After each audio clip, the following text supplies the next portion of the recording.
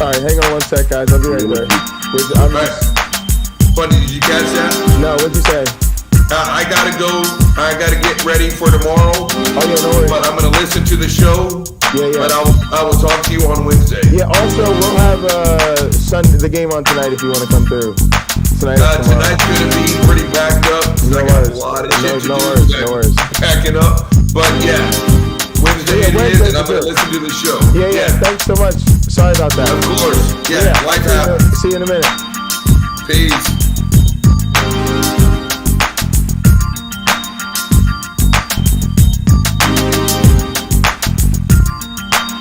Pocket Letter, who is this guy? This guy on the screen. Oh, Mr. Let Go. Yeah, we were talking about his video today. I think we should be good to go. Hot Program is live. The only issue is sometimes it doesn't update the title. That was the issue I was having. And then I need to like do it manually. How are you doing?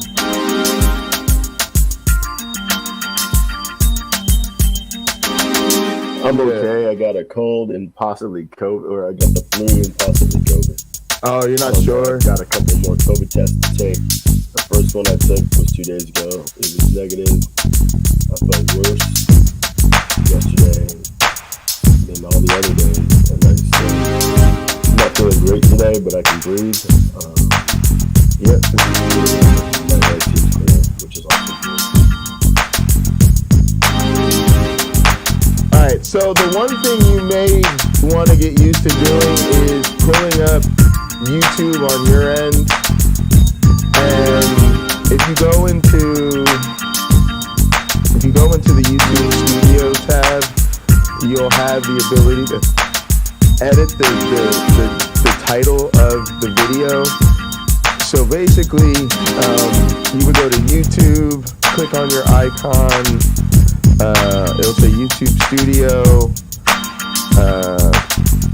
then there'll be an area for content, and then you click on a tab.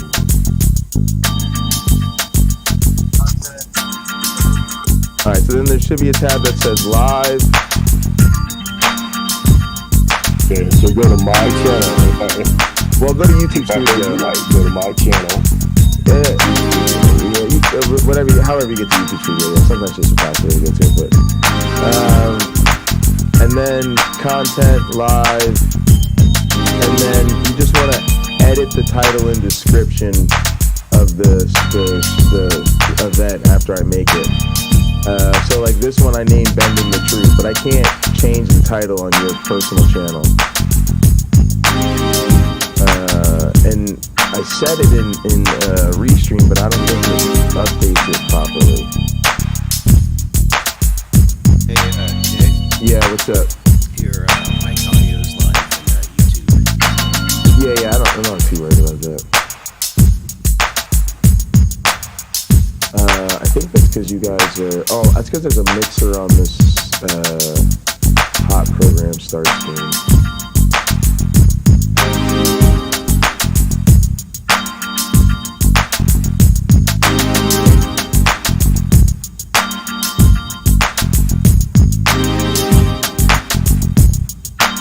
Do you like pug dogs? Yes. Oh no, now I just deleted it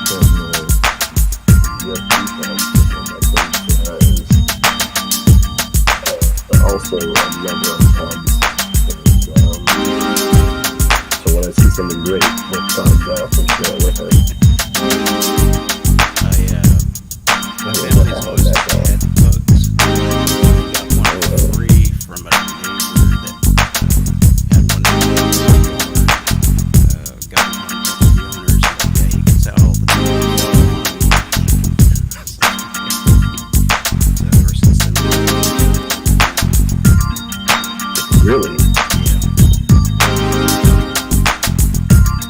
Kind of strange, but I'm gonna try to close a few tabs because you know what the funny thing is. What could you see the live stream on your thing?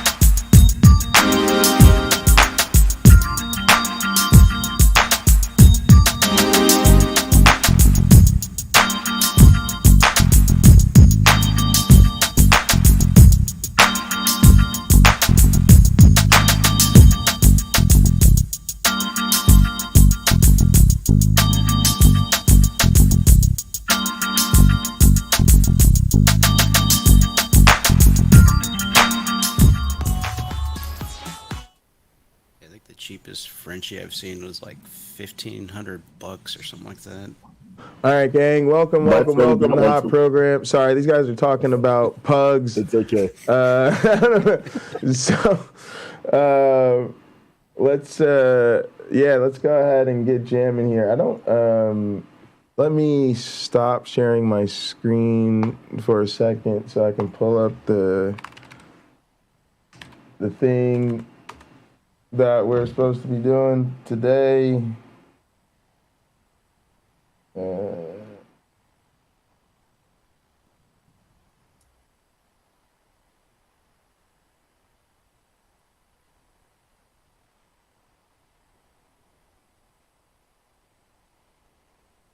All right, let me pull up this video. Here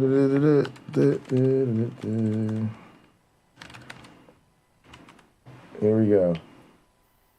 All right, guys, we're ready to go. Welcome, everybody to the hot program. Y'all already know what it is. I'm your host with the most, and we're all the way from the East Coast. There's nowhere on the map like the good old East Coast. And I am joined by a man who, if he was a fish, still would not believe in the one true cod.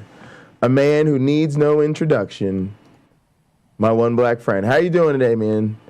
A little under the weather. Yeah, he's feeling a little sick. He might get that. He's not sure if he's got the flu, the COVID, the monkeypox. You don't think it's monkeypox. That's good.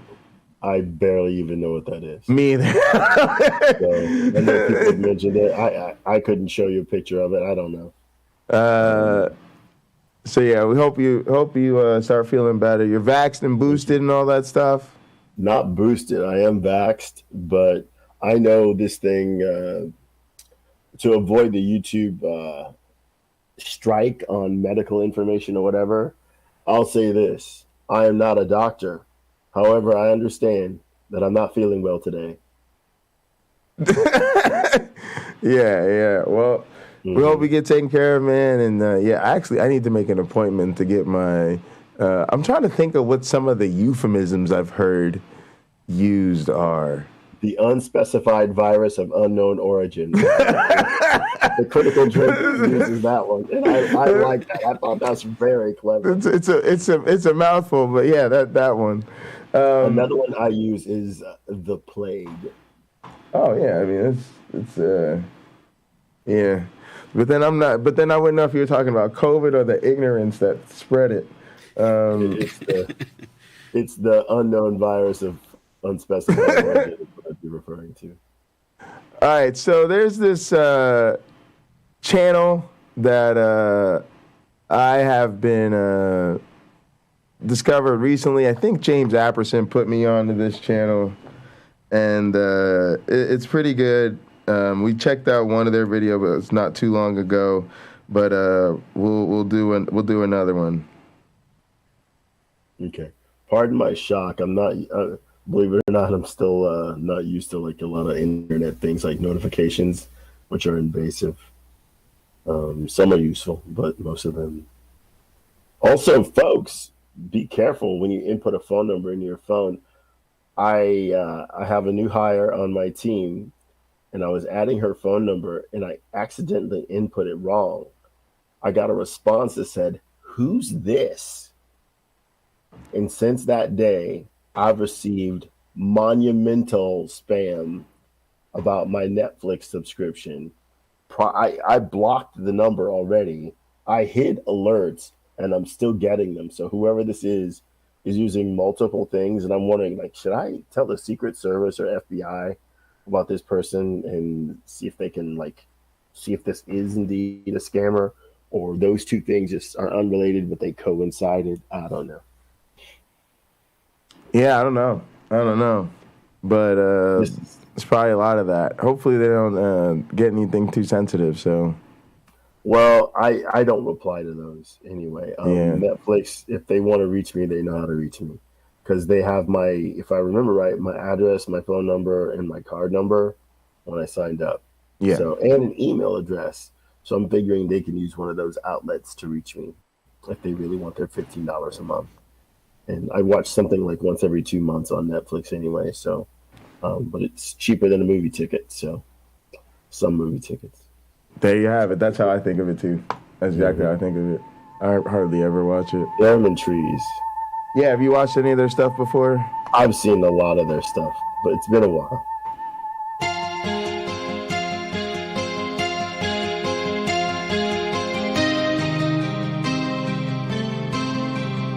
Hillary's emails is here. How's it going?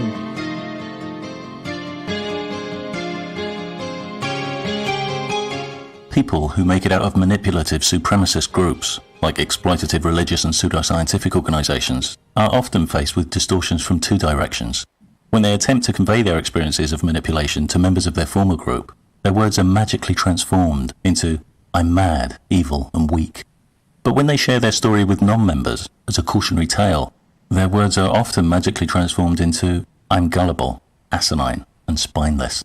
After a while, the apostates realize they're in the no-one's land of the unheard, and it begins to become clear why these groups continue to thrive.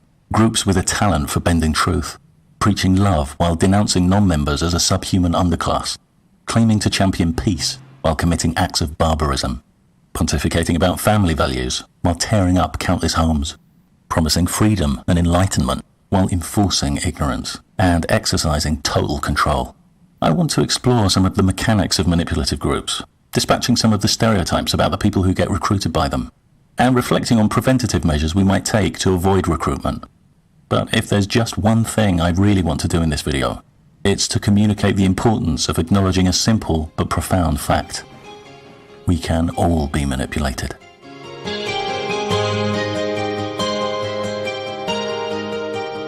At a press conference on manipulative groups, Ian reveals he lost tens of thousands of dollars when he was recruited by a group who proposed that clusters of alien spirits are attached to all humans, keeping us from our full potential.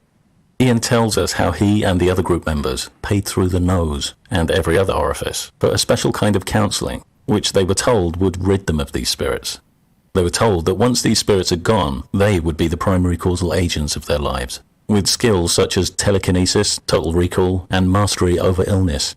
No evidence was given for any of this. The alien story was the unsubstantiated revelation claim of the group's founder, and no records have ever been produced of a single person gaining any of the special powers or knowledge described. What do we think of Ian? Does he lack intelligence? No, his intelligence is above average. He's a highly creative, resourceful man. That's why the group considered him such a juicy prospect. Is he a bit credulous, quick to accept whatever he's told? No. In fact, by default, he's a cautious, skeptical fella. Is he driven by narcissism, desiring supremacy over others? No. He's always been compelled by deeply humanitarian instincts. Of course there are folks out there who are gullible, obtuse, submissive, power-hungry, escapist, lazy. But it's a huge mistake to assume that successful recruitment into manipulative groups depends on the presence of these kinds of traits. And while we're hunting for them in Ian's case, we're missing 6 crucial words. He was recruited by a group. He was subjected to a process. The idea of alien spirit clusters wasn't presented to him in the bald way he presented it to us. Ian was carefully steered through a sequence of experiences, so that by the time the alien spirits concept was mentioned, a range of key psychological elements had been established to ease its entry and help insulate it from criticism. Later on, I'll be looking at how this was done. Just as we can become distracted by the red herring of personality deficiencies, we can become misled by the notion of predisposing circumstance. Some psychologists have generated lists of situational factors that can leave us vulnerable to manipulative groups. Factors like weak family bonds or recent bereavement. Problem is, when we don't find ourselves reflected in those items, we can be left with the impression we're not vulnerable. When we see an item like weak family bonds, we might satisfy ourselves that we're not at risk because we have strong family bonds. But strong family bonds can put people at risk too. Many people are recruited by a relative, and if your whole family's been indoctrinated, you could be born into a manipulative group. In these cases, even if you wake up and smell the Kool-Aid, strong family bonds might keep you feeling trapped inside the group under the threat of disconnection from your family. Members of manipulative groups are a diverse population, and it serves us well to think creatively about how these groups might hook us in. All right, I really like the direction of this. I'm not sure if my one black friend has any initial thoughts, but I think this is important because it is important that we try to identify the factors. And I got to be honest with y'all, a lot of religion is so stupid. And we do deal with people who are clearly of deficient character, especially when you're dealing with apologists. But I think what he's getting at now is actually something that I feel like this is much more practical. So this is the second Theremin Trees video I watched. I forget what the first one was. But it was amazing. It was something I can't remember. It was not too long ago. But this is the same vibe where this is now something that I think is going to help you deal with family and friends. True. Because I think for so many of us, that's the motivation. And a lot of the people that we know and love are not psychotic in this way. So it's more beneficial to understand how, let's just say, a normal, well-adjusted, well-intentioned person can get caught up in these things. And then at the same time, having a mechanistic understanding can help you understand why you don't want to be a part of that. And then maybe we can communicate a little bit better. Sorry. Well, my personal feeling is I think I know exactly which group this is covertly referring to. And I've had some experience with that group, not as a member, but as someone who was on the outside looking in and fairly interested in their practices. I never joined them, but I certainly did get my evaluation with the yeah. I think something key here to remember. I'll give you an example from my own life and sort of analogy. I work with concrete blocks at times, building walls or whatever.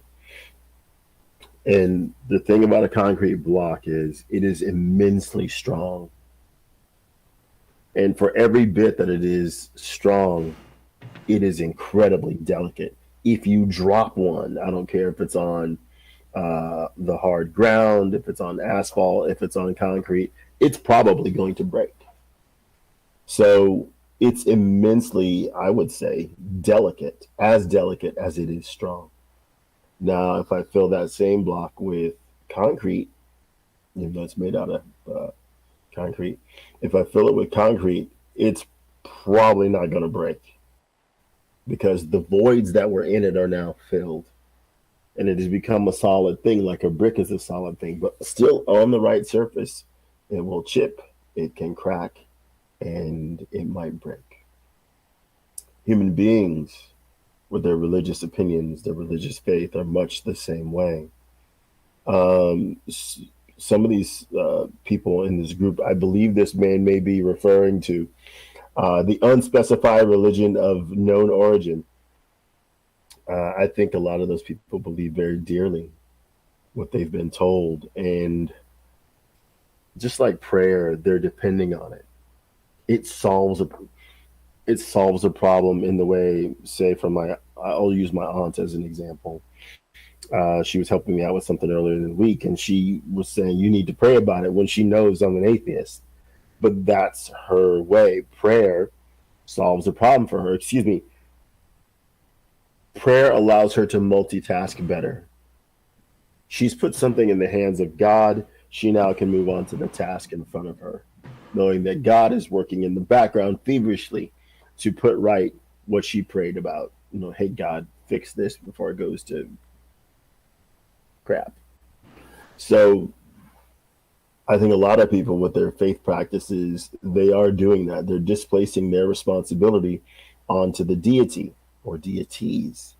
And in the case of this unspecified religion of known origin, it would appear that they would say essentially these spirits manifest themselves in your body, and the only way that you will ever regain control of your life is to learn to dispel these spirits from your body. That's not so different than Christianity making sure that demons don't take you over. Other religions have similar things too, no doubt about it. So ultimately, the religion is a way that the person can sort of feel more powerful, knowing that, or be empowered. That's what I want to say. Be empowered because they feel that a deity is going to take some of the responsibilities that they should be handling. But that's it. Yeah. Yeah, I'm with all that. To me, this speaks. It's funny because I think Hillary's email said this. I think to them this got them thinking on the Scientology tip. A lot of other people, but to me, this is ordinary Christianity. Ordinary, everyday Christianity perfectly fits this bill. I just think it's funny the way, because from my one black friend's perspective and mine, I think they're kind of all the same, whether you're in the Scientology, Christianity, Islam, or whatever. But it's funny when it comes from like the chat or like Hillary's emails, because I'm like, okay, so you see that about Scientology, but you don't seem to see that about Christianity. The issue is that you're not seeing this about your own faith. And that's weird too. And I think that is what's different, y'all. I got to be honest with you. That's where there's individual, personal differences. Because when I see something like this video, I was thinking about my religion. You couldn't start talking about the problems with religion around me and not have me start to think about my religion. And that is, I think, what ultimately led to me to be the type of reflective person that understood my religion is just as untrue as all the other ones. But for some people, they could go through this whole same song and dance, and they could go, ha, ha, ha, yeah, and them silly Mormons, and them silly Scientologists, and those silly cult people, and they gonna be like, but man, I was up in church today praising that Jesus, and we was having us a good time in the name of the Lord. And the truth, the biblical truth, the truth that we stand upon as American Christians.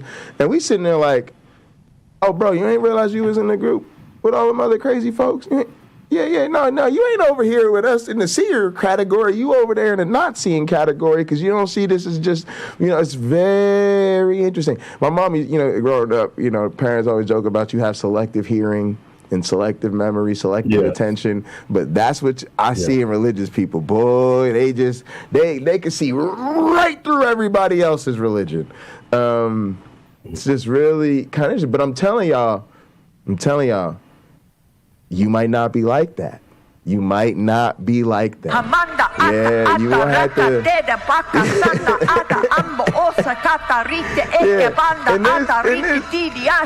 And they really be on that, and that's what that's the Paula White, and that's who, and a lot of them, they're on that same. I thought I heard her. But again, how is it that Scientology is crazy for making you hold on to some cans, but Christianity ain't crazy for telling you you can speak in tongues and there's somebody else that can interpret the tongues? So a lot of us, man, I'm gonna let this victory. I'm gonna let this video. We're gonna roll the tape. Well, I think you have to remember. Some of us go through hang on a life sec. convinced we Go ahead. Y'all pause it. You good? Go ahead, my one black friend. Sure. When people think they have the truth, when people think they have the truth, it's hard to listen to anything else. And it's easy to be hypocritical without even noticing it. And sometimes you're being hypocritical, but what are you trying to do? Save face, convince others to join you in your belief, so maybe it doesn't feel so lonely. So I think you have some of that going on too, and maybe for some it's power, or the illusion is preferable. I was listening to that Superstitious by Stevie Wonder. Not only does it have an amazing beat, one of the lines from it, and I'm only going to remember part of it because I don't remember songs. Otherwise, I'd be a professional singer. Is keep me in a daydream. Wow.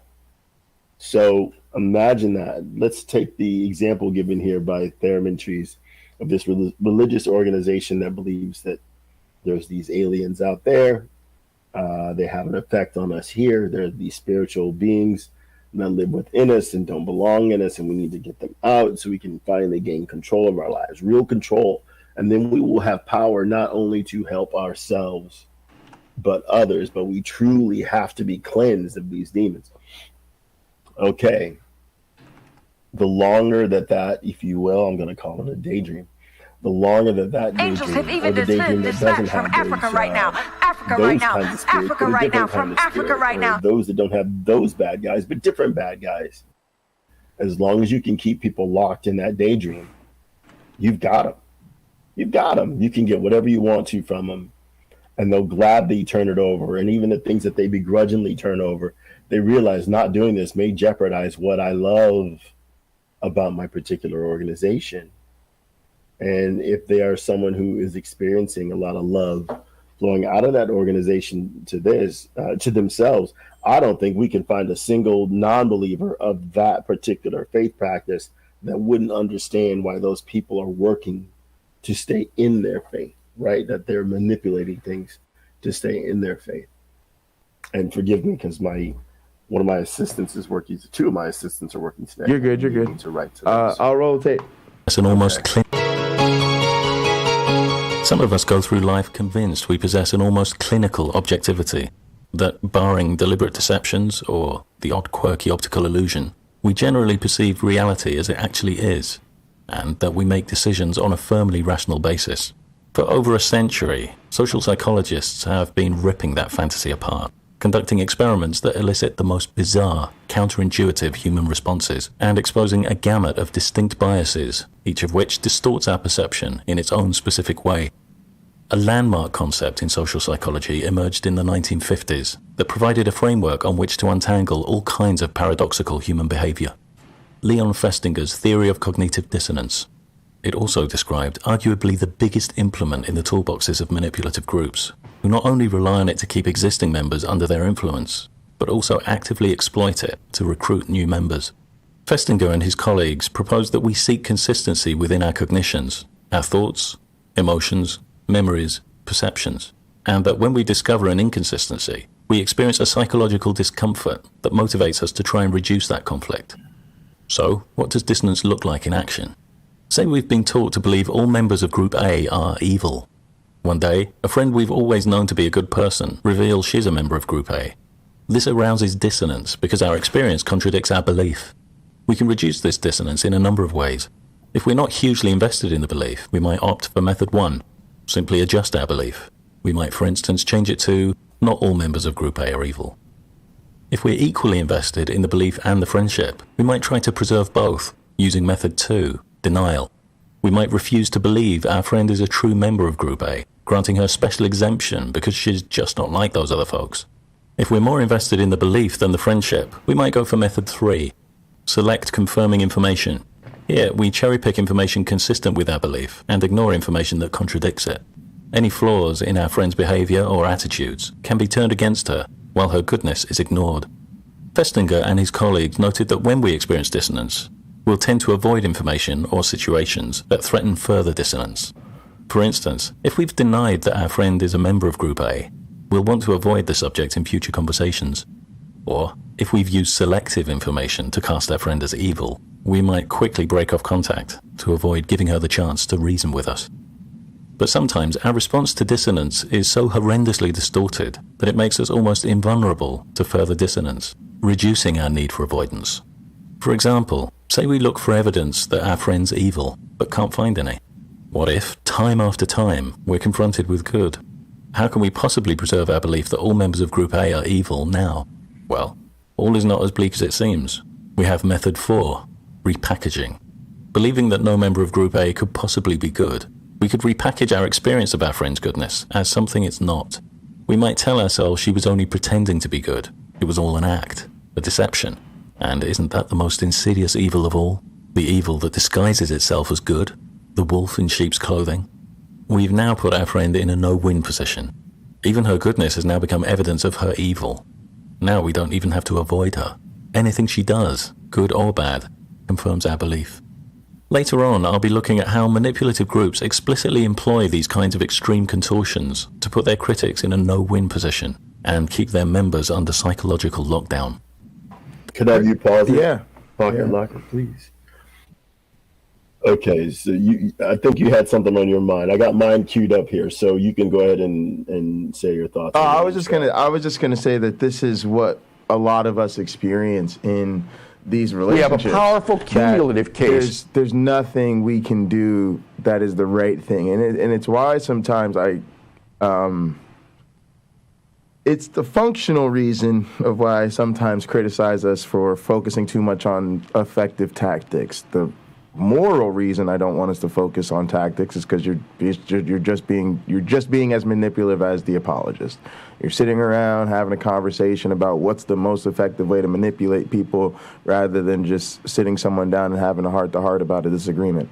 But the functional reason is because if someone's whole worldview and MO is putting you in a no-win situation, then you're just wasting your time spinning your wheels, because there is no tactic that's going to be interpreted positively. Like, it's just a waste of time.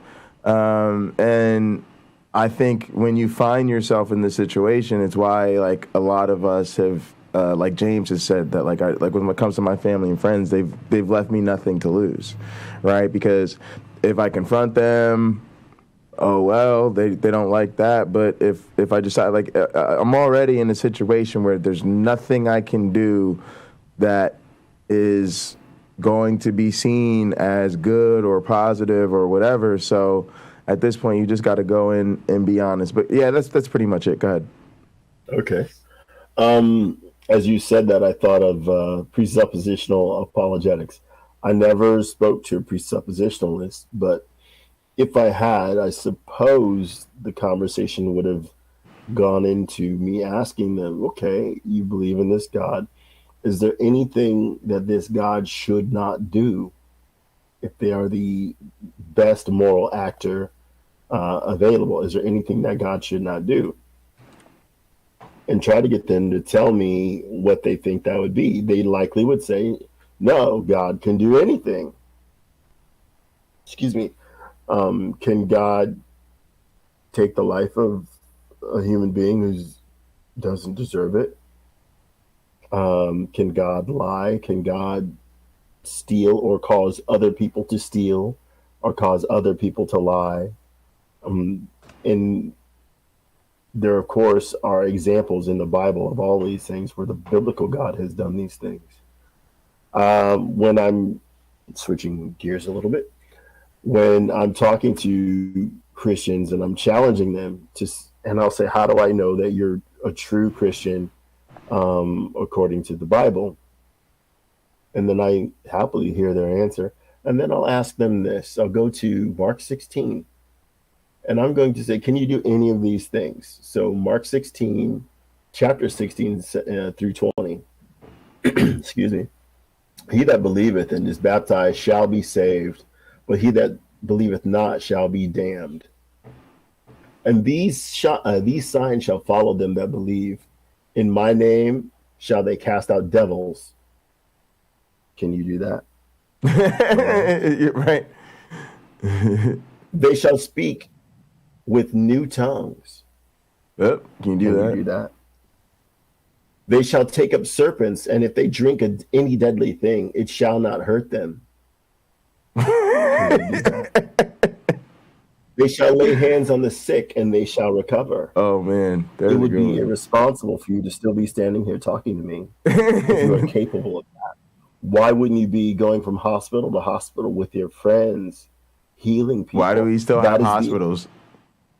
If it were true that they had this ability alone, we wouldn't even have hospitals. We wouldn't need hospitals. What would hospitals be?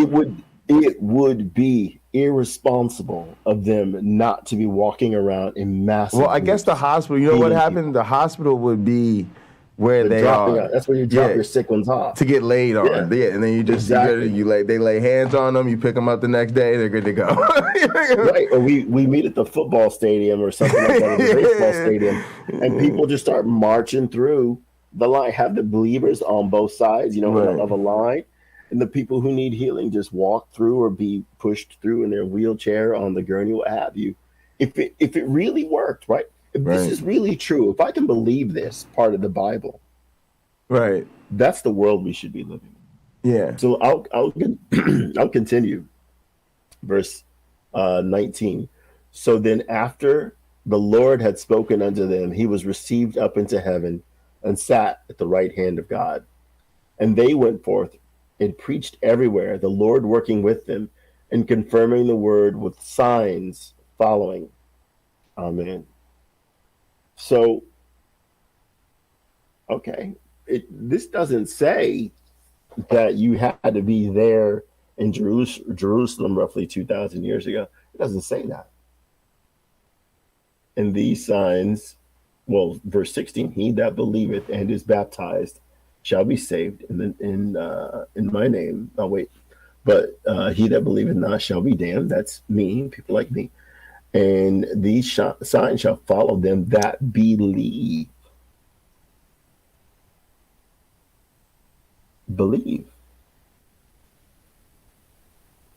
Well, the Bible's making a claim. If I'm talking to G-Man, who many of you may have heard, the Bible is making a claim.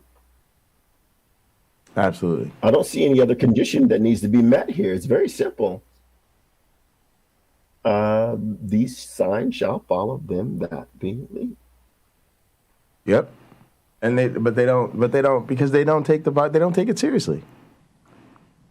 I think most people don't read it. I think most believers. I think you've heard me say that before. I think other members in the audience have seen our show before. Yeah. I've heard me say that. I think it is a rare person who believes that. I was talking with my best friend's mom, and we were talking about the state of the United States, the condition that the place is in.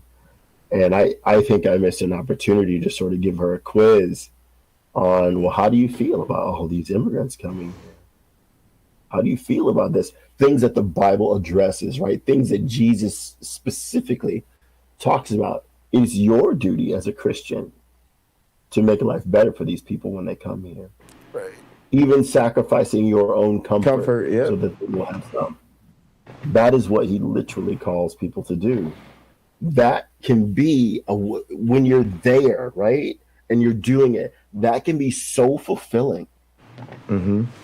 But when you don't see those people, or you only see them on TV and there's that distance, it may not feel that way. It may feel like those people have come to take something from me. They've come to take my country away, in a country of immigrants.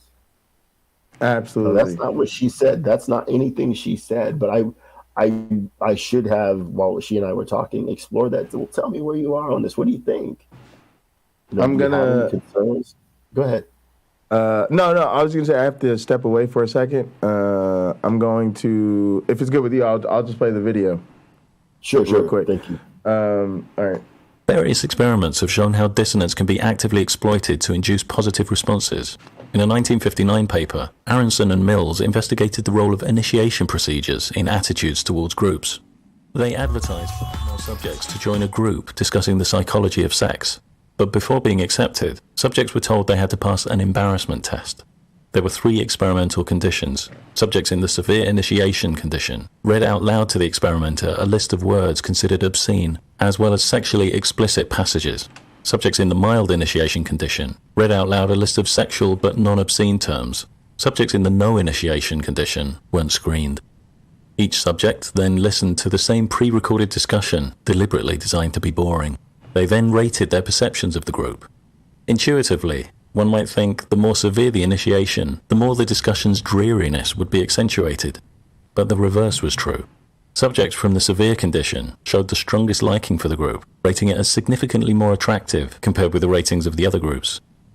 Aronson and Mills explained this counterintuitive finding in terms of dissonance between 2 cognitions.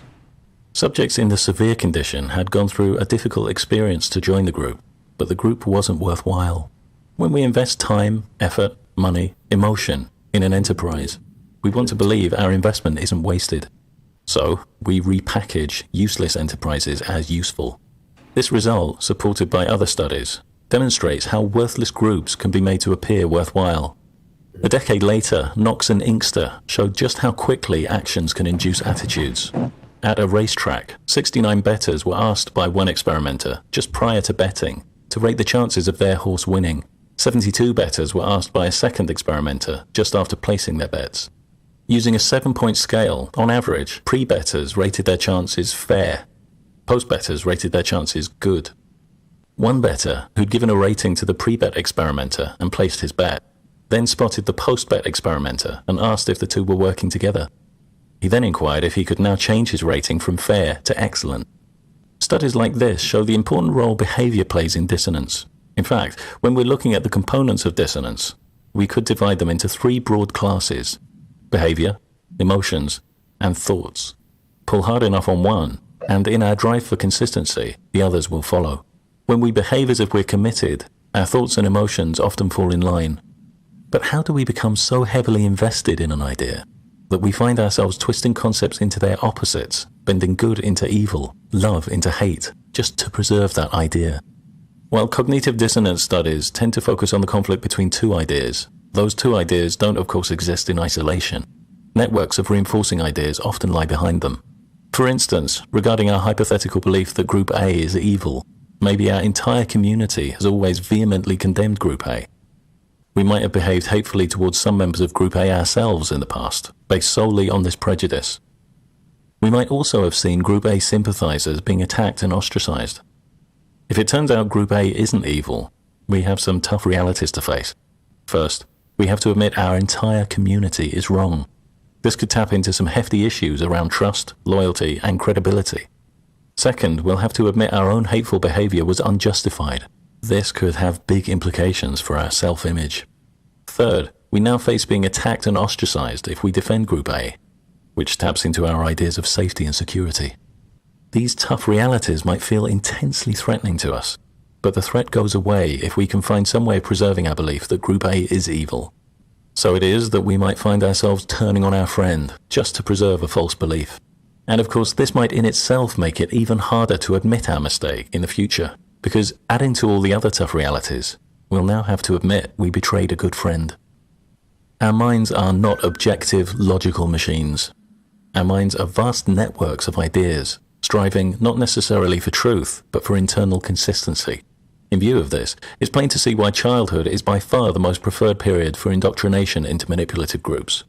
Parents and guardians can get in there right at the start and insert any unsubstantiated concept they like into the child's basic initial framework without resistance.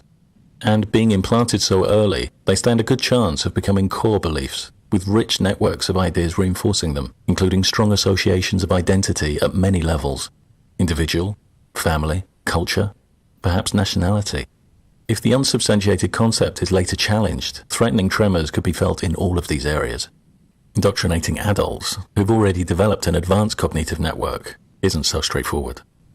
Manipulative groups often have to insert their unsubstantiated ideas into a distinctly inhospitable environment. And it's no coincidence that in order to achieve that goal, some groups will try to mimic those childhood conditions by infantilizing adults.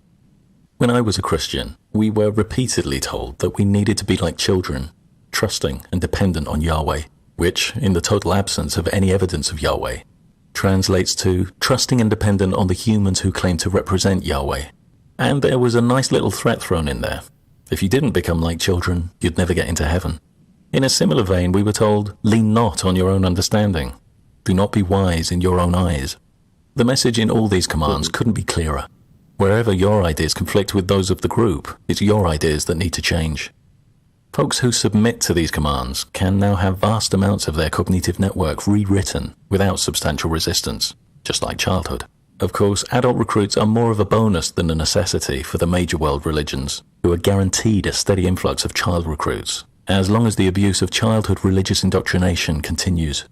Other groups who are more reliant on adult recruits often have to manipulate cognitive dissonance in more subtle ways.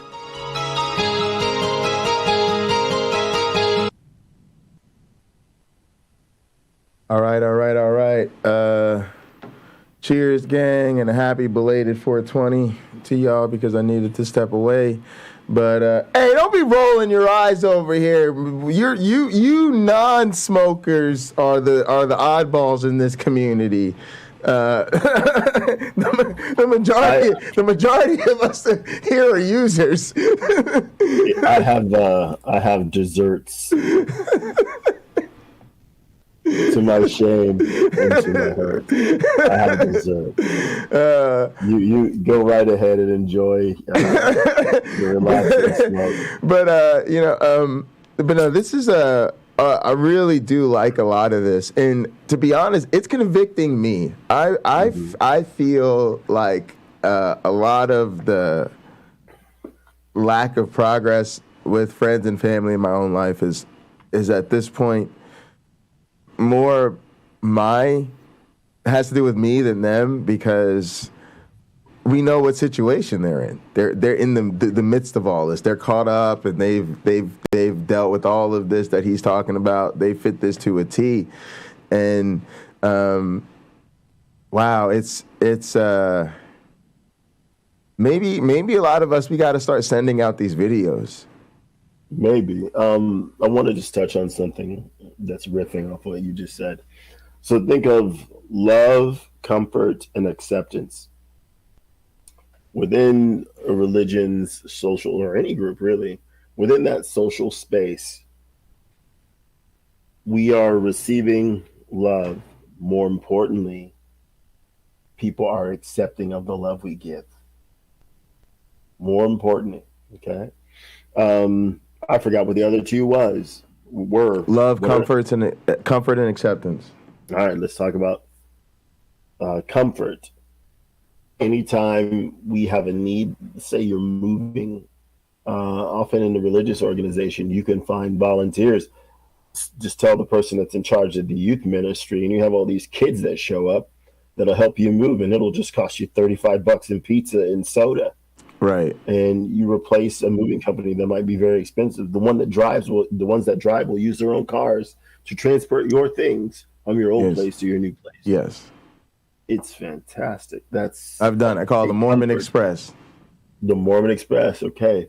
If you are grieving, the same is true. Those people will gather around you. I think love bombing is, I've used that term. I don't think for this that's the right term. I think that's too insidious of a term. I'm going to grab a drink, but I'm listening. But yeah, too insidious of a term. So, if you have that need, you have people who will gather around to help you fill it, to help you, hey, what do I do in this situation? There's all sorts of people that come out of the woodwork with all sorts of knowledge, and they help you.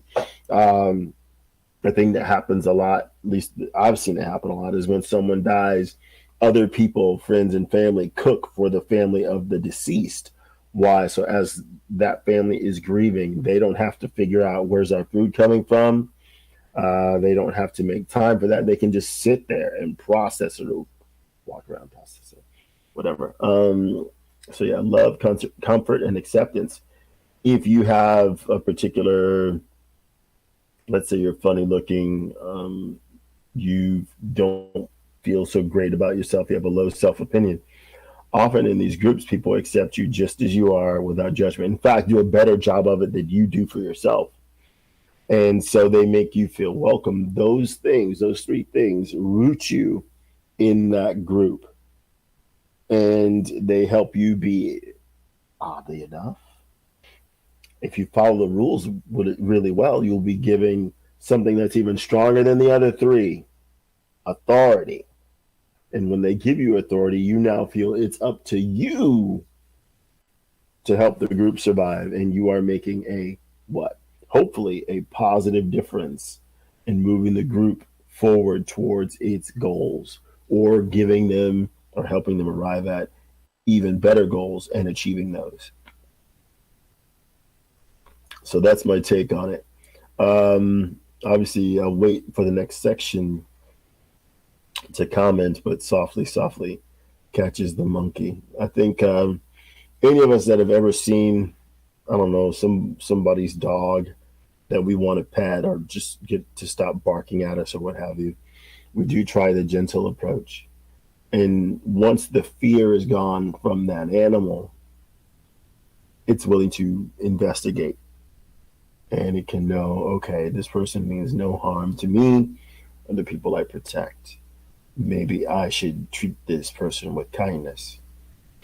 Yeah, so like a horse does. So the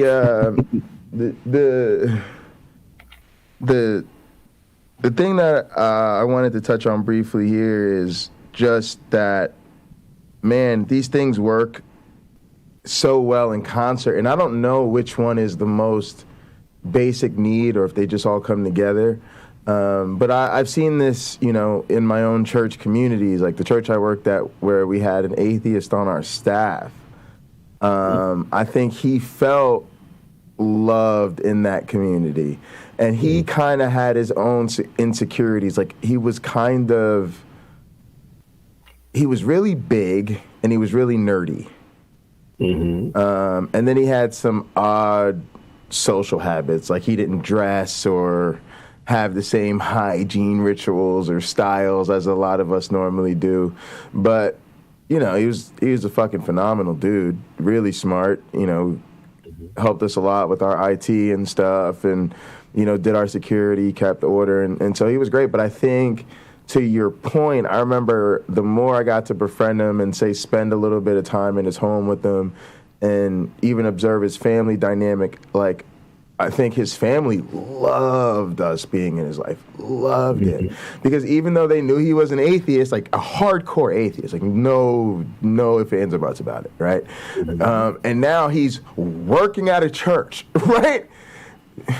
And they're not under any illusion that this is going to make him a Christian. And neither are we, right? But to your point, that love, that acceptance, that all of a sudden he has friends over the house. Yeah, all of a sudden we shot a music video in his backyard. So I'm sure to his mother going, he damn near grown at this point, right? He's got early 20s maybe. Right, and now all of a sudden he's back to her feeling like he's starting to have a healthy social life. He's got friends all of a sudden. He's talking about girls he likes. He's got, it's a different thing. And so I think she was recognizing all the positive stuff in his life. I think he was recognizing all the positive stuff, and it had everything to do with the social bonds, little to nothing to do with the actual theology or the religion of it all. But to your point, if that's the source of it, then that's the hook. And if you're not so devout or orally motivated or have sort of a concrete atheism affixed to your identity, then you are going to be that much more susceptible to just going along with the group. Now, the thing that's crazy about it is he's even saying, hey, this is not ideal. It's a little bit harder this way. The most ideal thing to do is do this with children. It's a lot easier with children. But here's what's crazy. Most of the people we deal with were indoctrinated as children. Or we were indoctrinated as children. What's even more profound to me about this is this technique and tactic is effective with adults, right? This is like a how-to playbook on how to indoctrinate adults, right? But even though it's a lot easier to indoctrinate children, and that's the more better age to do it, guess what? They're in the same exact environment. So children are getting to say, so not only are children more vulnerable to it, but they're still using the same tactics and the same playbook. So most of the people in our lives were indoctrinated as children with techniques so powerful and effective, they actually work on adults. You see what I'm saying? So you combine these tactics, work on adults, with what we're always talking about Uncle Bobby. This stuff was taught to us while we were so soft in the head. We didn't understand. We didn't stand a chance, and neither did anybody in our lives that's, going through this. Well, let me tell you, I'll sort of give you a parallel. Earlier in September of this year, was it August? It was September. I had a surgery. I had heart surgery. I showed up at the hospital.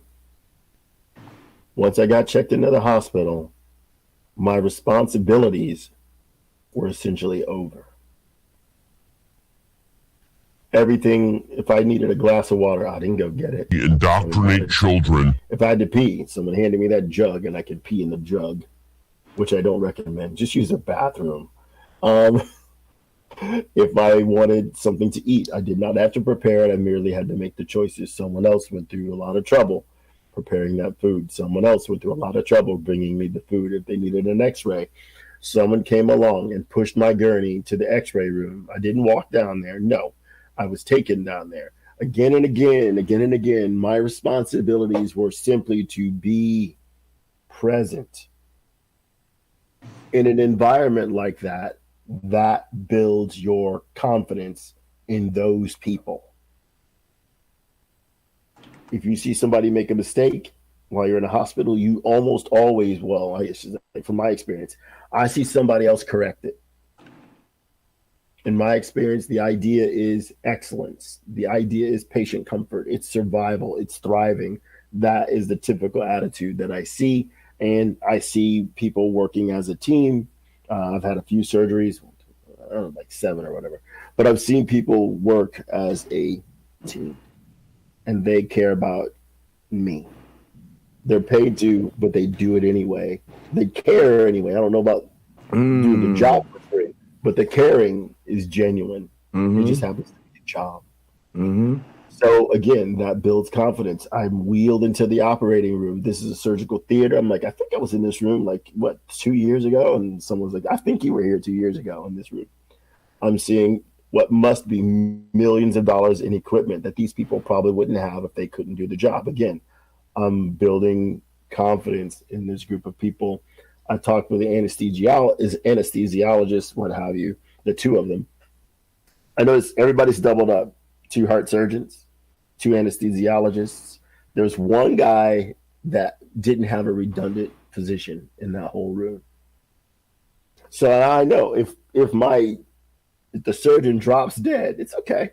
There's awful. Another one. Yeah. There's another one right there. If the anesthesiologist does something wrong, the other one's gonna be like, "Nope, stop, don't do that." Yeah, you're gonna be like, "Stop, don't do that." Yeah, my confidence is increasing. Boosted. Yeah. Now, what I don't know if my experience is typical. Right.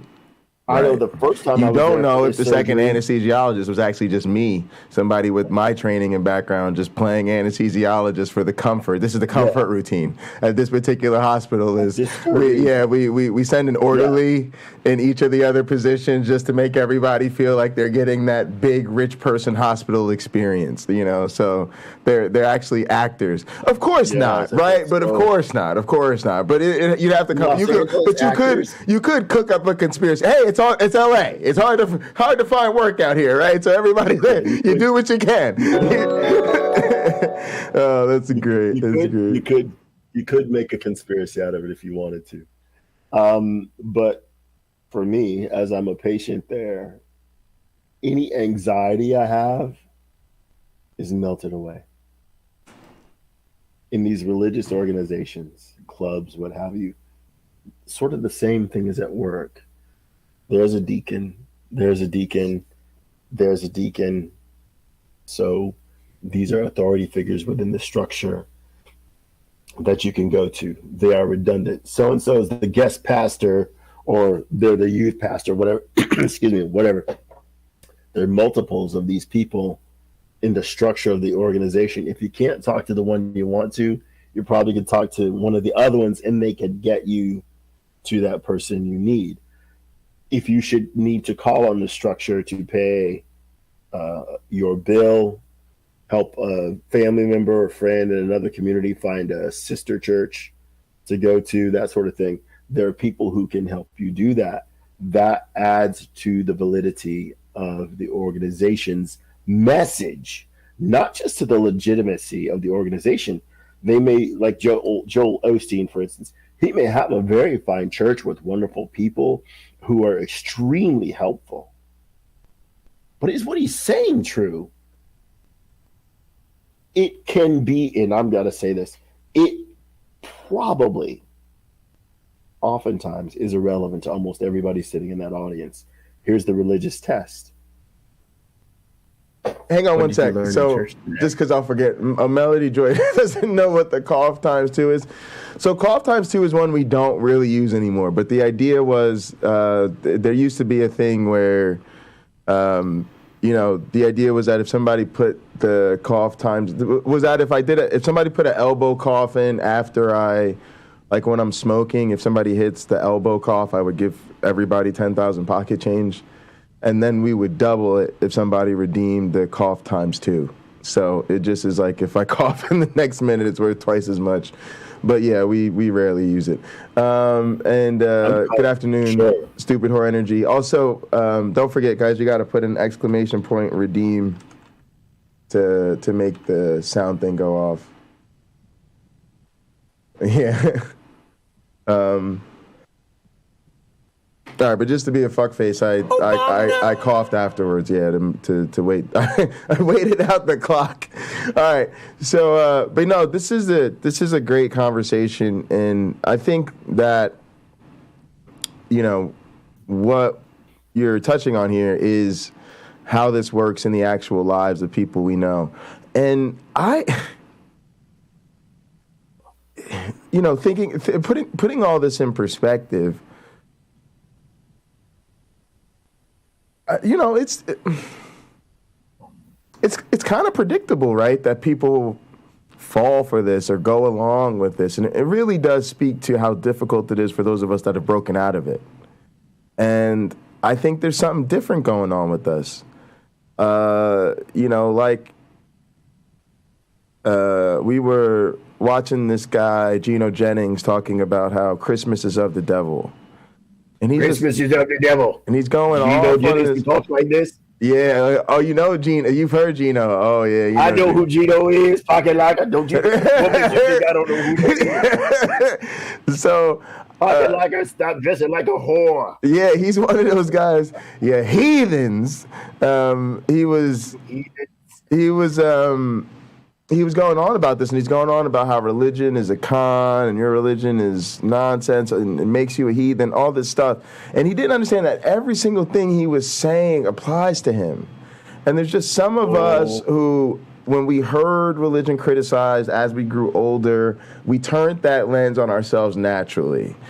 Just like any other conversation. If James does a stream tomorrow and starts talking about here's all the signs of how to deal with an abusive relationship, and you got to be able to identify and when you're in an abusive relationship, all of us are going to be in your head running down your relationships.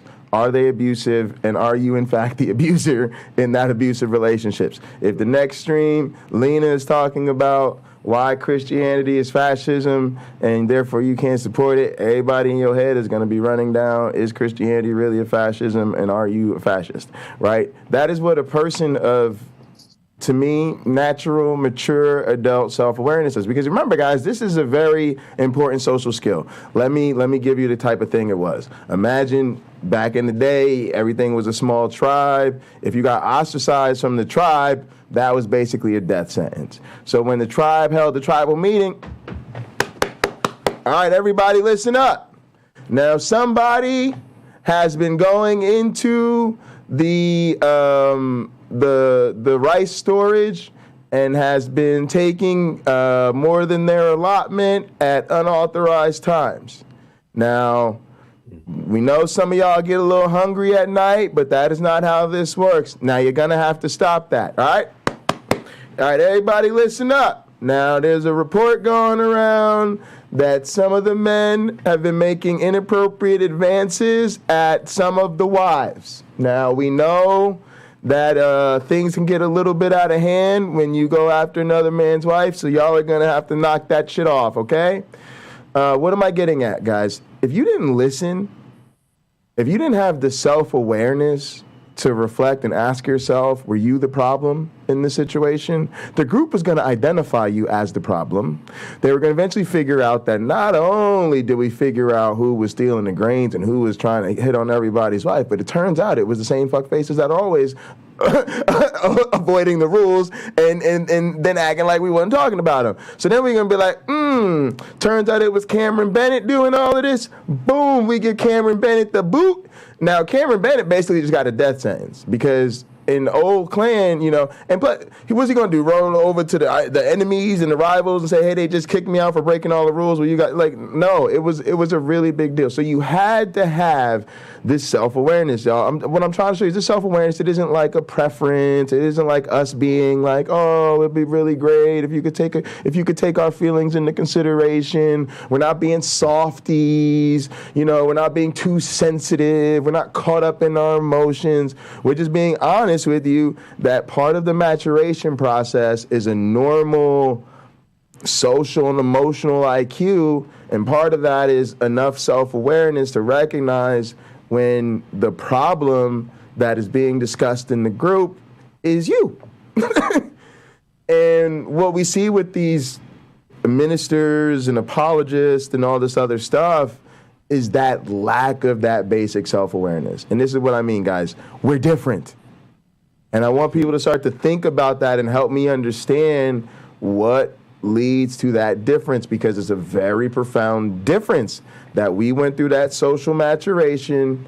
When people started talking junk about religion, we checked out our stuff. People started talking about problems in the Bible, we went to that Bible, read it to find them problems, right? People started pointing out that there were problems in our arguments. What did we do? Looked into it, stopped making those arguments. But now when we deal with our friends and family, peers, some of these other people out here in our social media spaces, something fundamentally different is going on, because they're going through that same information, they're hearing them same arguments, and we know that. Why? Because they're making YouTube videos about it. They're making social media posts about it. They're literally going on their channels that they never had to make and declaring to the whole world that they can see this problem in everybody else's religion, that they can undermine, you will have a Christian apologist undermining the Kalam cosmological argument as presented by some Muslim, and then turn around and take William Lane Craig argument number 2 and go with the argument for contingency and act like they're good to go. It's just something different going on. They're in a different population than us. Again, when a person does that, they are admitting to themselves the weakness of the argument. I want to go back to Geno Jennings for a moment. When he puts on that's the wrong term. If he has a sermon that is pointing out the hypocrisy that he sees, and this is false, and this is false, and that sort of thing, he's full well aware of what that means for him. But again, let's go back to my hospital analogy. I noticed all these people are taking care of me. They're seeing to my needs. My trust level goes up. There's no place I'd rather be. Don't put me in another hospital. Keep me here. The care I'm being given is excellent. All I have to do is get well. That is my job. All I have to do is get this. Be still. Right? My doctors know what to do. The nurses know what to do. If there's an emergency, as my doctor said to me years ago, my cardiologist, one of the two, you couldn't have been in a better place if there was a problem. 2 heart surgeons in a cardiac unit. And I'm looking at her like, you understand it better than me. So the second time I go back, I don't have any of the fears I had the first time. None of them. Almost the same setup.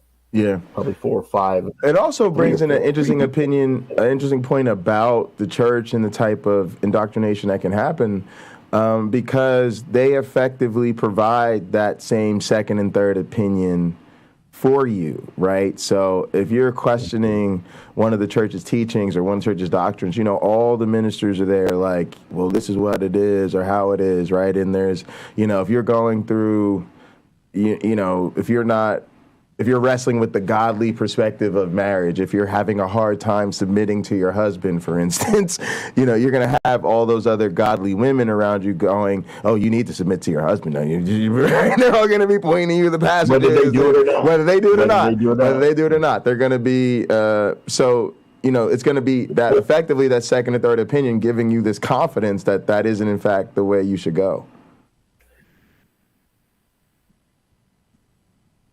Think of the power of that. If someone is speaking to you, trying to rein you in, and they know they're being completely hypocritical, but you don't know that. Right. It helps to keep the group in alignment.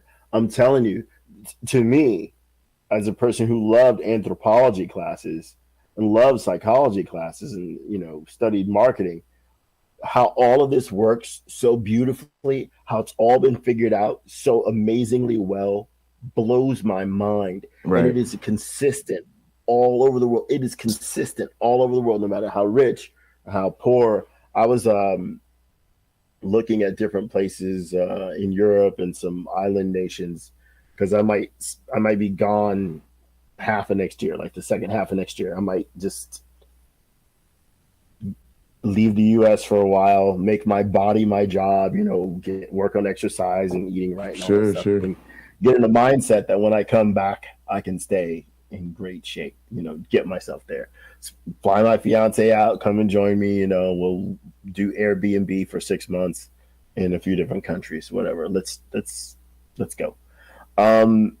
But I noticed there was one nation which I had only heard about and never read anything about.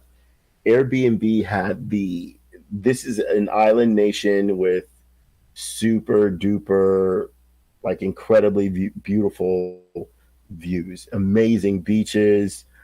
You would rent like a thatch hut. You could rent that. And then they had probably the thing I would love to do and not rope anybody else into is the village experience. For $474, I forget whether it was a week or a month, you could stay with a family in the village, in one of the villages, in their hut, and get the full experience. Here's what it's like for us. You're eating with them, you're doing chores with them, you're going to sleep in their hut and that sort of thing. You are being integrated into the family, right? You're part of the family now. And they probably tell you that when you left. You're part of this family now. And they genuinely feel that way, because you probably after a week or two would have made an amazing impact on them. And the same is true. They would have impacted you. So that being said, that was attractive to me to maybe try, because it is a way for me to look at how other people have solidified their community. I'm one of those people that's often looking for the best way. What's the best way to do this? Whether it's at work where I'm telling my chief assistant, I want it done this way, and she starts doing it another way.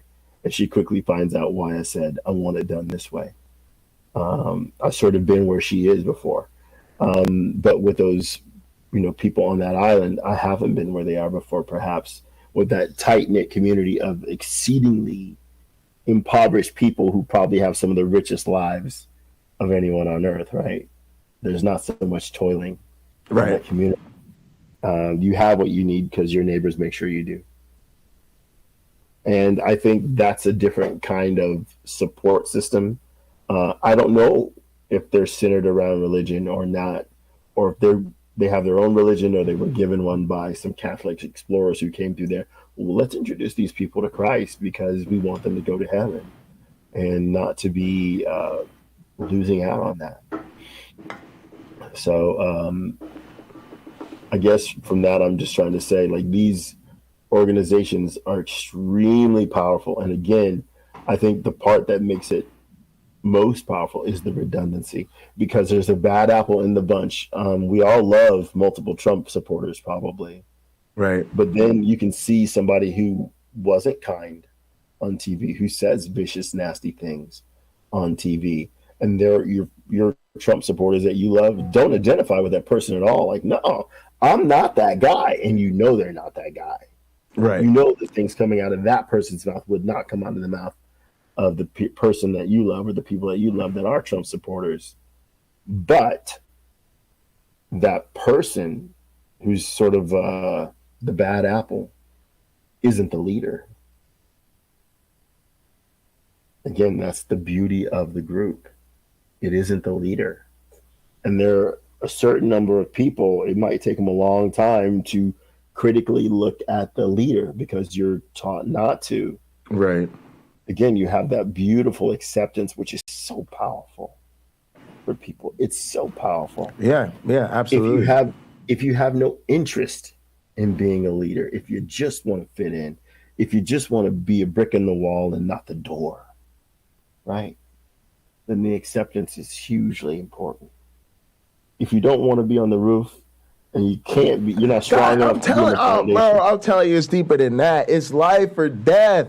It's life or death, because when we talk about if you don't want to be ostracized, if you don't want to be on the outsider group, we're talking about it from a modern first world perspective, right?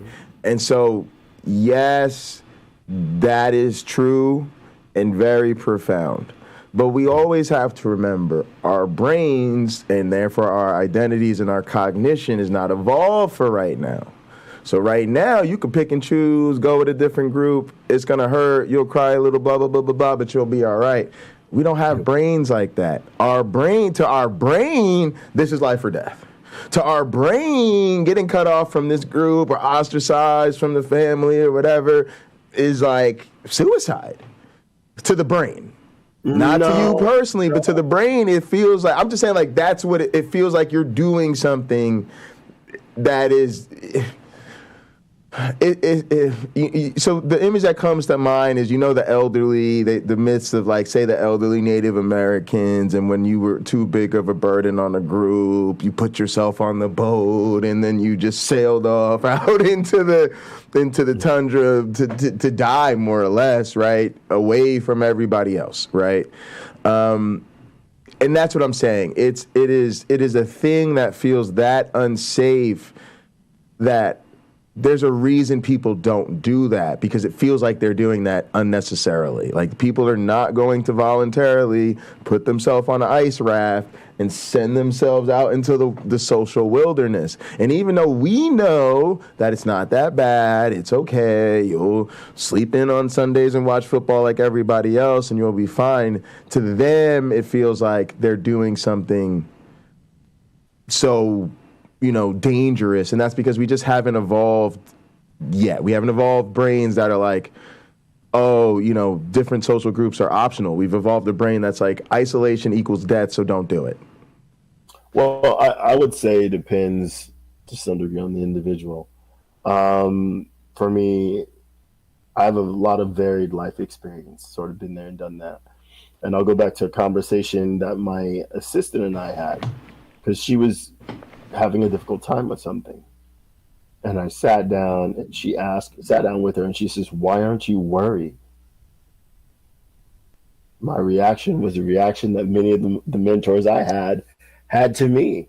I smiled. I said, the only things you don't walk away from are the ones that kill you. Yeah. That's it. You have a rough experience. The bridge isn't going to be built on time, on budget, whatever. You're going to be okay. The process may need to be interrupted and you might be cast out of it. You're going to be okay. There's something else out there, another project that needs you. They need what you know. They need the value of your experience and your attitude, your remarkable, wonderful attitude. They need that too. Absolutely. I need that here, but that's needed all over. Just so you know. Matter of fact, I think that's believe it or not, I think more and more that's what we got to do to get people out of religion. Is we've got to start to build these other social structures, these other community structures, these other support structures. That way, I hate to say this, but we can give people hope, meaning, and purpose. Right? Because we could say, hey, look, there's hope that your life can still be great. Just as and not only that, meaning and purpose. Like, we need you. Hey, if you love being part of that church community because you cooked, and every Sunday people kept coming down to the kitchen, right? Because I'm talking about real people. Let's talk about real people I know who do this, right? Come on, y'all. I'm talking about the black church. Everybody know what I'm talking about. They had you in church for 3-4 hours every Sunday, and the only way people get through it is because it's like a fried chicken dinner or something going down in the basement after church every afternoon on Sunday. Now stop acting like y'all don't know what I'm talking about. Okay? Now it's some old ladies in that church that's a huge sense of purpose. Think about it. They are community hubs, right? They are feeding people, literally every Sunday's Thanksgiving for these people, right? And they're feeding the young, the old, every generation. Now, as part of that, they know everybody's story. They know who's doing well in school, who's not, who's dating who and who's not, which couples are struggling and which ones aren't, what's all the dirt on the pastor. They know all of this. So part of what Theremin Trees is telling us is that's a huge part of what's keeping them indoctrinated in that cult. So if you think you're going to just hit them with some facts, hey, there's some historical inconsistencies as to the authorship of the Bible. Hey, we're not really sure if it's reasonable to believe that a person was born to a virgin. They're not hearing any of that. They're not hearing any of that. What they hear is you trying to take them away from this thing that gives them hope, meaning, and purpose. So we got to, I don't know how, but start to establish different communities. So we say, hey, look, we have an atheist community center, or just a community center. We don't have to call it just a community center, right? And in this community center, we're trying to have Sunday dinners. And we need some people who we really know could cook. Now, look, let me tell you what's going on in this community center. Believe it or not, in this community center, it's a tutoring center. People vote. It's a public library. There's a women's shelter. Okay, there's a place where we do parenting class. There's a driving school, right? You got to really sell the fact that this community center is a very important part of the community, and it really does, need a shot in the arm by some people who are known and respected, becoming personal assets, right? So that a person really does feel like, oh, and it's a hypothetical situation, y'all, right? But if this person's going to hypothetically leave their church, there's still a sense of hope, meaning, and purpose, because there's still people that need them meals. There's still other communities that are trying to turn every Sunday into Thanksgiving.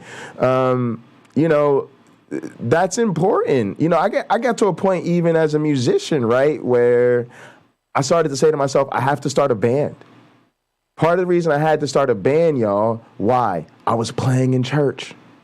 What did that mean? It meant I was playing in church multiple times a week. I was loving the life. I was doing rehearsal. I had the whole band experience. And then what I started to say to myself, Jay, if you want to live this meaningful musician life, you're a drummer. That's who you are. You're a pocket locker. If you're going to live this life, if you only play in church, you're only ever going to feel disconnected, this sense of having a band, this sense of gigging regularly in church. And if ultimately you want to be able to have the full musician experience and not have it dependent on the church, your ass need to get out there and start a band. So again, that sense of hope, meaning, and purpose you get from playing music, you can still get without having to play songs about Jesus, just to get that sense of hope, meaning, and purpose. So I'm speaking to something that's very real in my own life. I just realized that, hey, I love playing for church. This atheist drummer thing is really, really cool. But if I'm going to feel this way for me on some other thing, I got to get going. And I'm just saying we got to offer that to people. I think to people like me, get you another one. I come from generations of preachers. When my family really gets a load of what I do, they're going to realize the light bulb goes off, bing. They're going to say, Jay's just a preacher, just like the 5 generations of men in his family that came before him. He just became an atheist, actually found a community of other atheists. Then people was willing to subscribe to his YouTube channel and listen to him rant and rave from his pulpit in Michigan with my one black friend or Uncle Bobby. And again, I'm a person. I used to work out of church, y'all. I love working out of church. I almost didn't go back to school, right? We talk about how religion interferes with people's professional and personal development. It was really hard for me to go back to Penn State. Why? I had so much hope, meaning, and purpose working at that church. I was working with children. I was working for the city. I was bartending. I was playing drums. I was a full-time community organizer. Newark has very few people who get paid to be a community. I was a full-time community organizer. I was working with politicians. They were probably going to run me for office if all I had to do was stay. The church wanted to put me on the deacon board. I had a great life. Mm-hmm. So, but again, I've been able to recapture that same passion, that same energy in a secular context. And I just think it's important that we think about those ways. I want to get back to the video, but go ahead, my one black friend. I want to, should I just go back to the video? Or you got something else here? No. There's a second little test. Yeah, go ahead. So remember Mark chapter 16. Let's see. Chapter 16, verse 17.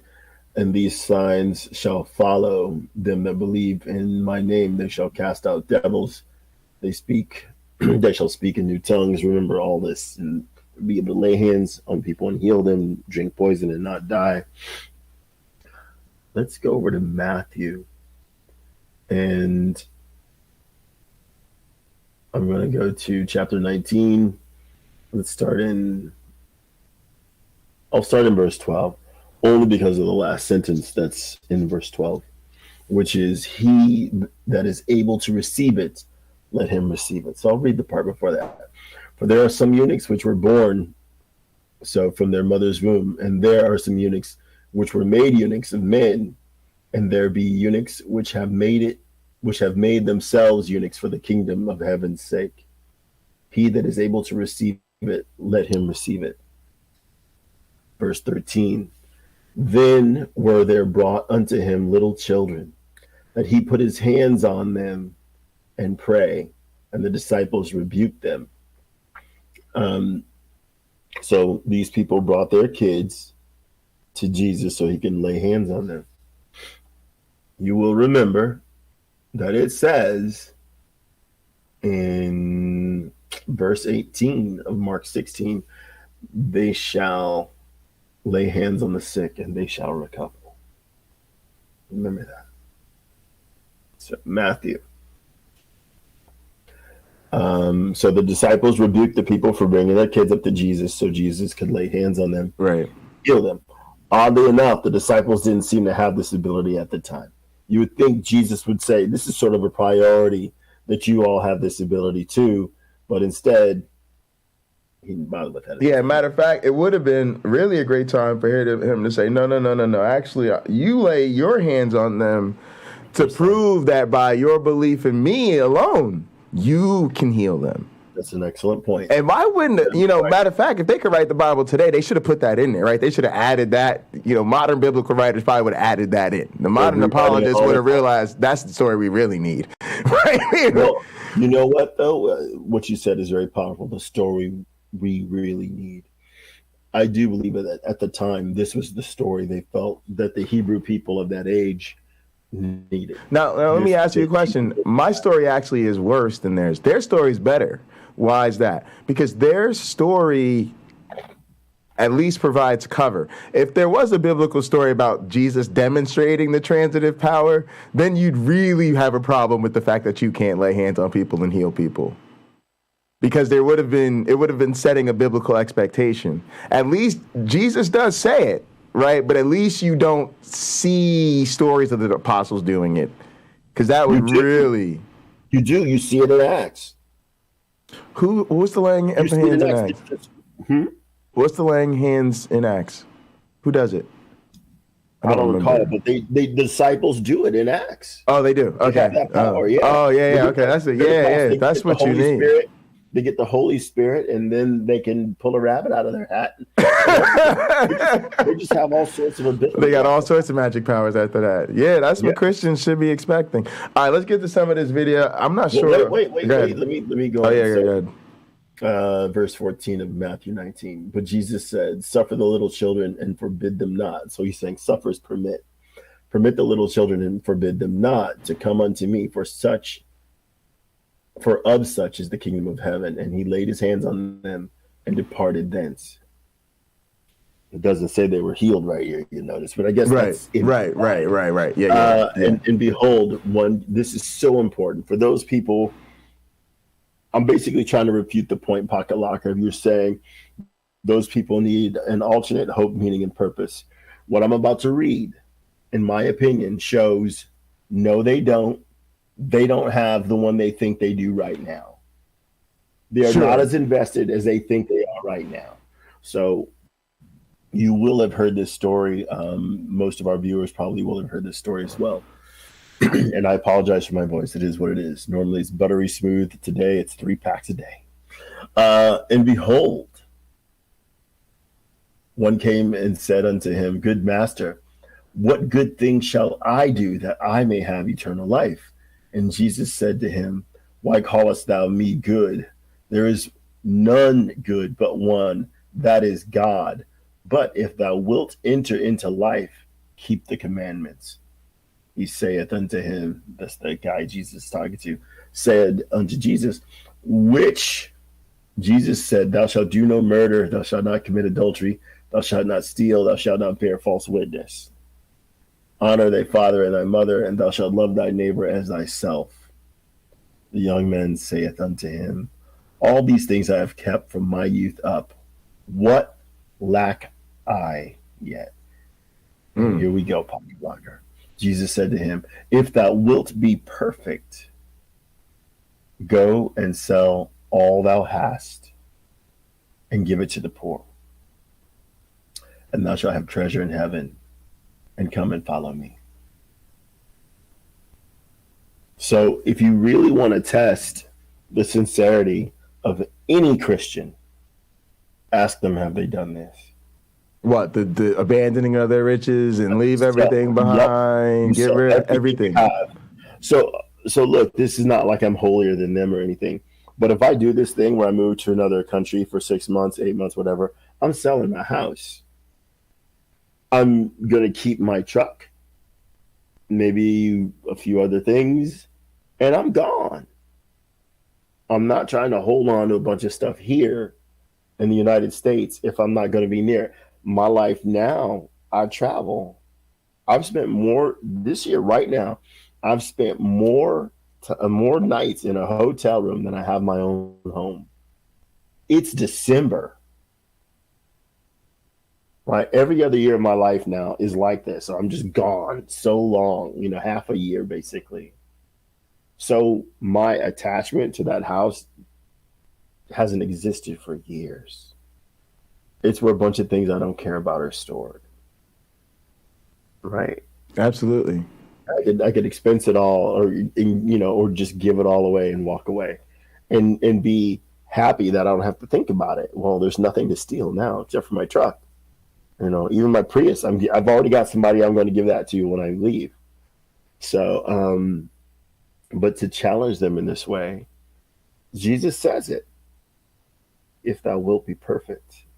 So let me go back up because there's something I didn't catch first. Because I think he says something like that twice. Okay. In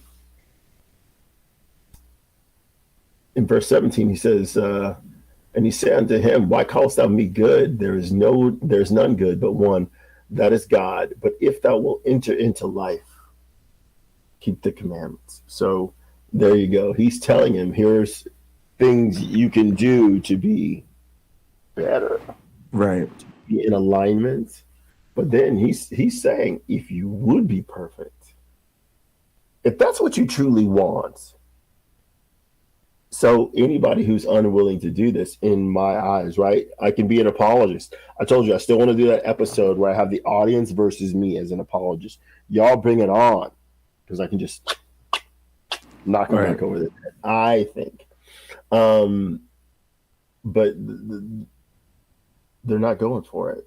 They're not going to do it. Right. They won't even empty their pockets. Right. Right. Many of them wouldn't even give their leftovers to a homeless person. I paid good money for this. Right. Yeah, but they need it more than you do. Let's just go. So I've seen that happen. Yeah. But the Bible continues on verse 22. But when the young man heard that saying, he went away sorrowful, for he had great possessions. Then Jesus said to his disciples, verily I say unto you, that a rich man shall hardly enter into the kingdom of heaven. Where I guess the less wealthy people have their treasure stored. Right. Again, I say unto you, it is easier for a camel to walk through the eye of a needle than for a rich man to enter the kingdom of heaven. Then get this, when his disciples heard it, they were exceedingly amazed, saying, who then can be saved? Now, think of that. These disciples, we're told they're poor fishermen. But he says it's easier for a camel to walk through the eye of a needle than a rich man to get into heaven. What the heck are they amazed about? Why are they saying, who then can be saved? Is everybody rich?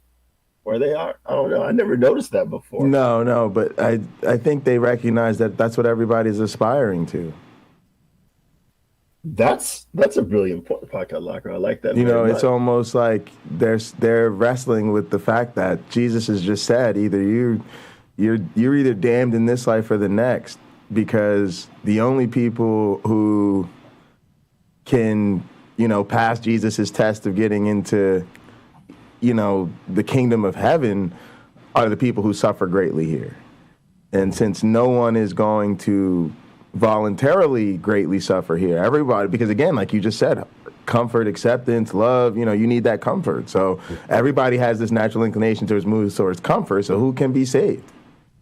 Because, you know, they recognize that not a whole lot of people are going to pick up this message of the kingdom of heaven and say, okay, well, I'm willing to starve myself and give up everything I want just so I have salvation. And this is a really big problem, because if you're really buying Jesus on this, he's been saying this about of all time.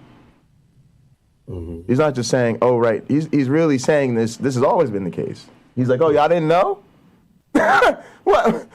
What y'all? Oh, yeah, you didn't know? Yo, what you thought? All them past pharaohs and kings and all? Oh, no. Oh, no. All the people you thought was the saint? No.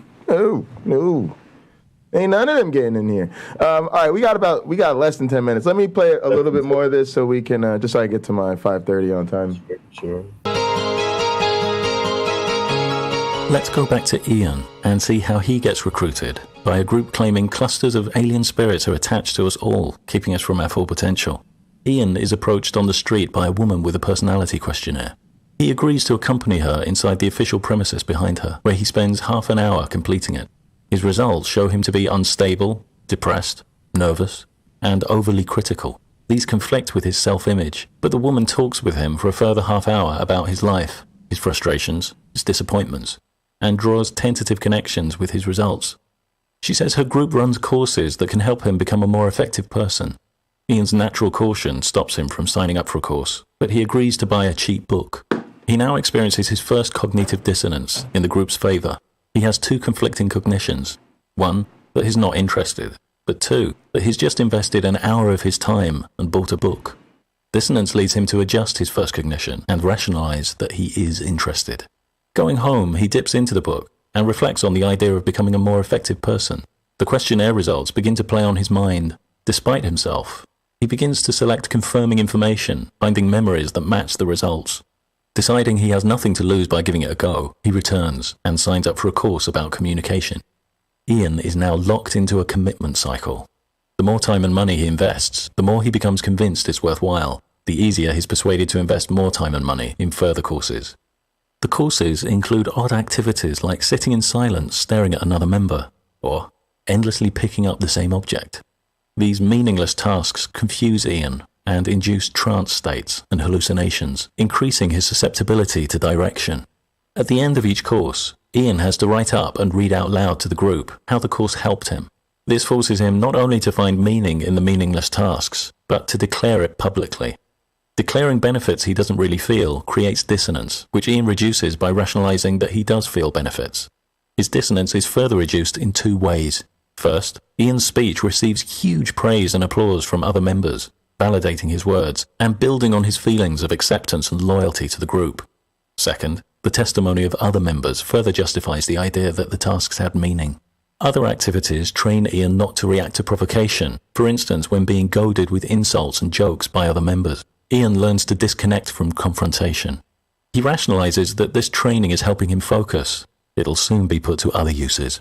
Ian's told of the group's interest in the betterment of humankind. Their aim is total freedom for everyone on the planet. This resonates powerfully with his own humanitarian concerns. But he's told about critics who want to sabotage this important work, spreading lies and alienating members. The group encourages Ian to avoid mainstream media for this reason. He's always been against censorship, but censorship has now been repackaged as a sensible precaution against destructive critics.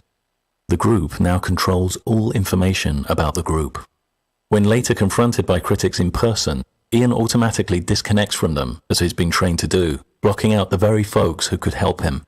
In everyday life, Ian feels better, sharper, more confident, more effective. But it's an illusion.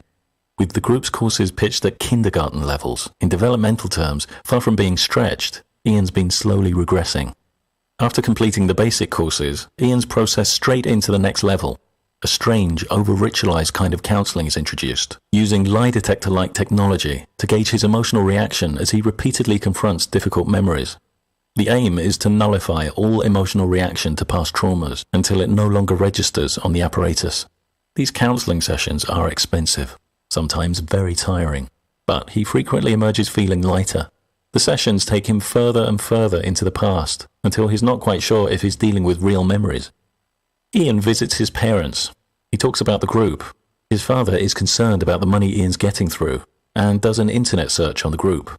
He's disturbed at what he reads and asks Ian to take a look, but Ian declines, saying it's all lies. When he tells the group about his parents' reaction, Ian finds himself being interviewed at length, with concerns expressed about how their influence could seriously damage his progress. At the end of an exhausting session, Ian agrees to only discuss superficial subjects with his parents. He takes the issue to counseling. Cheers, gang. We only got a few minutes here. I'm gonna let them play through this part, but this technique is called gray rocking. Look it up. It's something I'm really struggling with because I feel like it's what's been going on in my family for decades, and I really need to address it. But of course, when you're in a family that's been gray rocking for decades, it's not exactly a great climate for these conversations. To nullify his emotional reaction. The group's noble aim of total freedom for everyone on the planet has been repackaged. Total freedom now means freedom to do what the group allows. Everyone on the planet now means everyone who remains uncritical of the group. 3 years and thousands of dollars later, Ian's completed 2 levels of counseling. He's also expecting his second child with his new wife, also a member of the group. Time for level 3. He's led into a room and shown a document that tells him the following information. Millions of years ago, an evil galactic ruler transported billions of aliens to Earth in space. He said, is Carrie-Ann in Gather? No, Carrie-Ann is not in Gather. She was in the chat earlier. Planes, placed them around volcanoes, and blew them up with nuclear weapons. As they departed from their bodies, the alien spirits were then captured in electronic traps and subjected to a month-long 3D propaganda movie that implanted false ideas in them, including the world religions. These alien spirits roamed the Earth aimlessly, and when humans evolved, they attached themselves in clusters to their bodies. These alien spirits are what keep humans from fulfilling their full potential. Ian now experiences perhaps the most violent dissonance of his life. If he rejects the alien story, he's out, and all the time, energy, and money he's invested in the group has been wasted. The group's strict policy of shunning dissenters also means the loss of his wife, his children, and all his friends. But beyond even these threatening realities is a deep-seated belief that will keep him under the group's influence, hemorrhaging money for another 2 years. I could never be manipulated. To him, the only folks who fall for cons are gullible, acquiescent, stupid. And that's just not him. And indeed, that wasn't him. Nonetheless, he was recruited. Not because of some personality deficiency, but simply because he's a human being who, like all of us, possesses a brain that's evolved to strive towards consistency. In his extreme state of dissonance, Ian is led directly into a counseling session to nullify his emotional reaction. All right, I'm really fascinated by this. I do have to get to a 5:30 with my group, so we'll probably watch the rest of this and gather. So I'm going to end the stream after we wrap up here with my one black friend, and then I will actually stream church and then and gather, and then we will go ahead and do Sunday night football tonight and our normal stuff. So go ahead and link up with the gang and gather if you are not already. Of course, that's actually where my one black friend and I are right now with AR. But yeah, my one black friend, go ahead and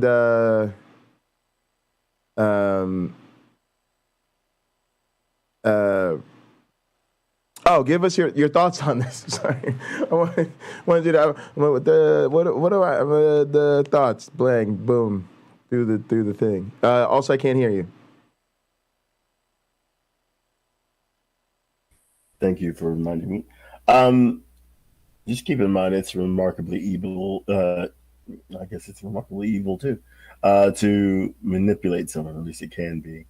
So just keep that in mind. And if you have somebody going through this, you might want to link this Theremin Trees video and sit down with them and watch it and say, you know, does this remind you of what you're going through? Because it reminded me of that. And do you think I'm wrong? If so, excuse me, please share with me why you think I'm wrong about that. Where does this video go off track, or where does my opinion go off track? And at least that starts a conversation that's not threatening. Why? Because a third party has made this video.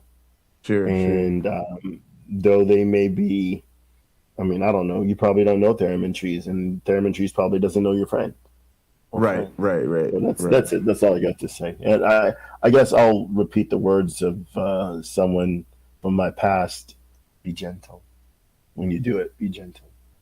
Yeah. So I want to ask you about that, which I think is a sort of a good way to wrap.